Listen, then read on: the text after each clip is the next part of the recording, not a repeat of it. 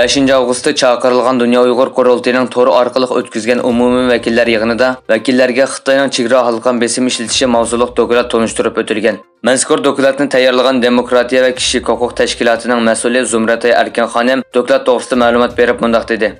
Bu doklad hozir dunyoning har qaysi joylarida bo'libmi Yevropa ellarida faoliyat qilayotgan Uyg'ur, Tibet, Xitoy va Hong Konglik faoliyatchilarning Xitoyning og'ir besimga uchrayotganligi, hatto o'zlarining uydagilarning besimga uchrayotganligi to'g'riliq material to'plab yozib chiqildi. Bu dokladni tayyorlash uchun Uyg'ur faoliyatchilarini asos qilgan holda nurg'un odam bilan suhbat o'tkazdik. Oxirida mazkur dokladni biz taklif qilgan mustaqil bir tadqiqotchimiz yozib chiqdi. Amerika Davlat ishlar kotibatligi o'tgan hafta Xitoy hukumatining Uyg'urlarga qilayotgan zulmining irqiy qirg'inchilik va insoniyatga qarshi jinoyat ekanligini yana bir qatim ta'kidladi. Amerika Davlat ishlar kotibatligi Amerika Davlat Majlisiga sungan dokladida Amerika ittifoqdoshlari va sheriklari bilan davomli hamkorlashib Xitoyni ayblaydiganligini va Xitoyning sodir qilayotgan insoniyat qarshi jinoyatini va irqiy qirg'inchilikni to'xtatishga davomli chaqirganligini bayon qilgan. Amerika Davlat ishlar kotibatligining Amerika Davlat Majlisiga sungan mazkur dokladida Amerika va boshqa 49 davlatning BDT umumiy kengashining 3-komitetida birlashma bayonot e'lon qilib, Xitoyning xalqaro kishilik huquq majburiyatini ado qilishga va BDT kishilik huquq oliy komissarlik ishxonasining tavsiyalarini ijro qilishga chaqirganligi o'ttirg'i qo'yilgan. Dunyodagi ikkinchi chong iqtisodiy gavda bo'lgan Xitoyda eksport va import oldinqidagi yer shari ehtiyojini to'valishga ergishib, mo'lchardagidan to'van bo'ldi.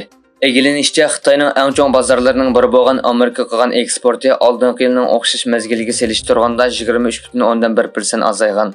Yevropa ittifoqining Xitoydan import qilishimi bultur 7-oydagiga selishtirganda 20.6% to'vanlagan. Bu savdo-sotiq ma'lumotlari Xitoyning eshish sur'atining bu yil texmi to'van bo'ladiganligidan bishorat bermoqda. Filippin amaldorlari Xitoy bilan Filippin orasidagi talash-tortishdagi xadi tashqi kelgan harbiy paraxotning rayondan chekinmaydiganligini e'lon qilib, Xitoyning talabini rad qildi. Davlat bexatarlik kengashining yuqori darajalik amaldori Filippin tashqi ishlar ministrligi dengiz qirg'oqi muhofazat atriti va harbiylarning birlashma axborot e'lon qilish yig'inida so'z qilib, Filippinning janubiy dengizdagi talash-tortishdagi dengiz davaligidan chekinmaydiganligini aytdi. Xitoy tashqi ishlar ministri Wang Yi Xitoy bilan Rossiyaning xalqaro munosabatda quyuq strategik moslashtirish uchun tirishayotganligini aytdi. Rossiya tashqi ishlar ministri Sergey Lavrov bo'lsa, Rossiyaning Xitoy bilan bo'lgan amaliy hamkorlikni cho'nqurlashtirish va ikki taraflik munosabatda texnik ko'p natijalarni qo'lga keltirish uchun tirishishni xohlaydiganligini bildirdi.